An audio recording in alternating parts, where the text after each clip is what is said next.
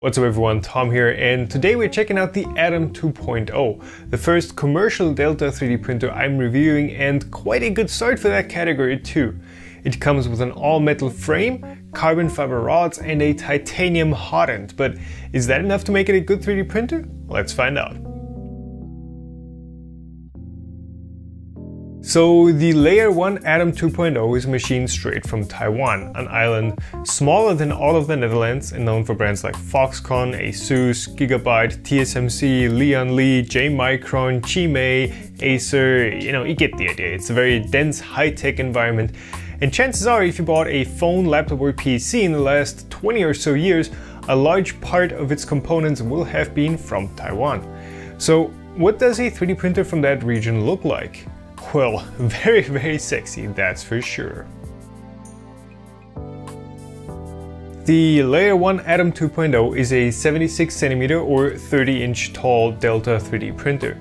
It comes in this all-black stealth look, and the version I have here is completely tuned out with the optional heated bed, a nice spool holder up top, and the Atom shell, which are these three shaped aluminum corner covers that add a bit of stiffness to the frame and hide the moving carriages a bit as well.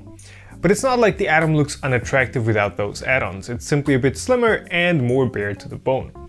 Its nominal printing envelope is a 22cm diameter by 32cm tall cylinder. Right now it comes with a single hot end, but a dual hot end is in development. Who knows, maybe we'll even see a 2-in 1-out solution. They do sort of pitch their platform as somewhat modular anyways, with a swappable effector, which is also the only source file of the design that's been posted so far. Layer 1 themselves already offer a drop-in laser engraver with a 150mW diode laser, which is enough to cut some very thin dark materials or to do engravings in things like leather or flat plastics. The effector that comes with this one is home to a single hybrid metal hot end machined from titanium with a very short melt zone and transition zone. It's a completely custom design with a ceramic disc heater, a captive thermistor and a 0.4mm nozzle. While trying to get the printer running on the build livestream, I struggled with it a bit since it looked like there was something, maybe a metal chip from machining, stuck in the nozzle, but a cold pull with some nylon took care of that. Like the Cell Robox, the hot end also doubles as a bed probe, using a system I actually quite like. The lower half of the effector is a rigid aluminum piece, but the upper half is folded steel, bolted down on only 2 points and only resting against the aluminum part on a third, which allows the hot end to slightly swivel up as it makes contact with the bed. And on that third spot there is an adjustable switch that senses that motion and acts as an end stop. So what you end up with is an auto bed leveling setup that does not require a separate sensor and measures to the exact height of the nozzle itself. And since the nozzle is machined from titanium, there shouldn't be any wear or deformation from it tapping against the bed. Now, moving on from the effector, the Atom is using these carbon fiber rods with nylon ends that are magnetically coupled to the carriage's balls. I used to be a bit skeptical about magnetic ball ends since I was worried about them falling off, but the Atom's magnet and ball joints only ever moved or disconnected if I tried to push the effector down by hand or increase the acceleration settings, but it never budged during normal use. The three carriages themselves are also machined from aluminum and ride on these THK linear rails, which makes for an overall very rigid and precise motion system.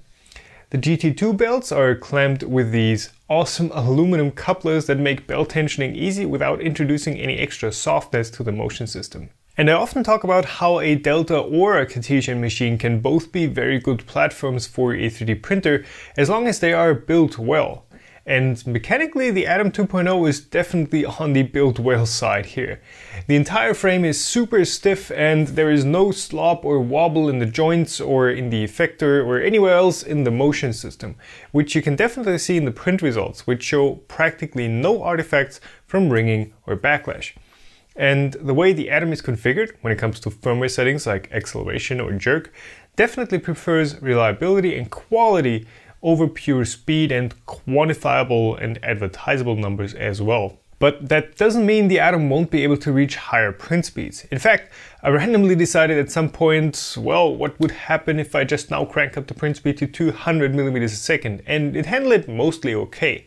The sensible acceleration limits kept speeds low for small details or curved surfaces, where higher speeds would eat up your print quality, and for larger, straighter sections, the higher top speed did accelerate the print overall, without much of a difference in overall print quality compared to the default 30 to 60 mm a second speeds. However, one of the prints at these speeds showed a skipped step, so it's probably best to stick to the defaults. And surprisingly, the entire printer is still run by an 8-bit processor, which does handle the delta motion itself without a hiccup, but does struggle when you try to use the LCD display during a print.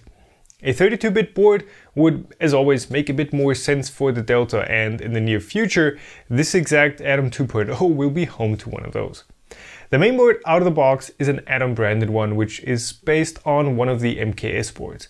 And surprisingly, the heated bed upgrade does not use the board's MOSFET intended for that exact purpose, but instead adds a solid state relay to control the bed's power lines. I guess it works, but I feel like simply using a better MOSFET on the board would have been more reasonable and overall cheaper, as well as more efficient. So the Atom 2.0 comes as a kit and doesn't require soldering or crimping or drilling things out. You do most of the assembly with a bunch of hex keys.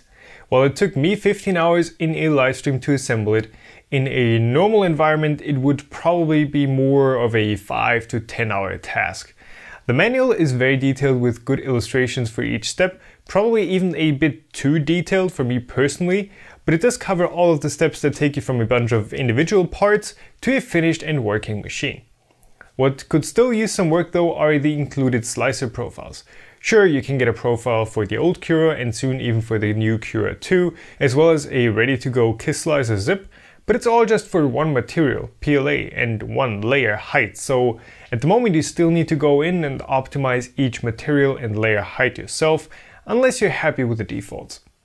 On the topic of materials, the Atom 2.0 is mostly intended for PLA, and while it does print the easier PETs like T-glaze well, the hot end default PID tune does struggle to keep it steady at higher temperatures, and the PTFE parts in the hot end also mean that you probably shouldn't take it much higher than about 240 to 250 degrees Celsius. There are a few more kind of nitpicky issues I have with the Atom 2.0. I mean, no deal breakers, but room for improvement. So with the heated bed upgrade, you do get a larger mean-well power supply instead of the external power brick you'd use with the unheated version. However, the IAC plug over here you get to wire to the power supply doesn't have its ground, aka protected earth pin connected, which gives the entire metal printer frame that tingly electric feeling when you run your fingers over it, since it now has a capacitive coupling to the live phase. You can sometimes feel the same thing on MacBooks, by the way, which also use power supplies without a protected earth pin.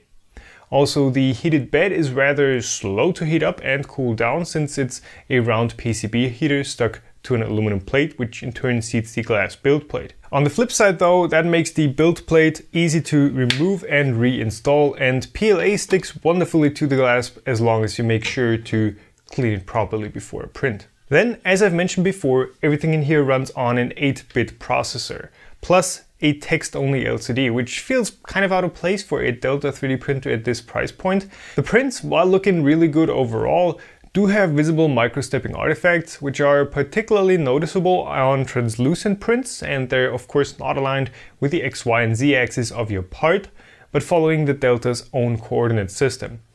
Maybe 0.9 degree motors instead of these oversized 1.8 degree ones might have helped here. And let me know in the comments if that's something you want me to investigate.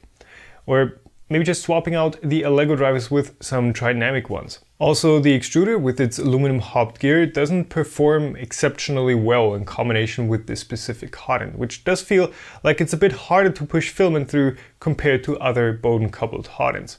The combination works on most prints, but I've had it slip and grind as soon as the filament spool showed any sort of resistance, or I used larger layers relative to the print speed, which means a higher filament flow rate, so you can sometimes make out extruder artifacts on faster prints. And while Layer 1 do recommend you adding printed Bowden clips to the couplers on the hot end and the extruder, as well as little fan shrouds to the part cooling fans down here, these aren't included straight out of the box for whatever reason. And especially the Bowden clips make a huge difference to the print quality, since they make the Bowden system more direct and reduce retract artifacts. And just small things like having to use these spring clips, which failed after a few prints, to run both part cooling fans from a single output, as well as having tinned wires going into screw clamps, which can be sort of dangerous in the long run. But to be honest, in the end, it works. These little issues are all something you can either fix while building or upgrade down the road if you want a better experience out of the Atom 2.0.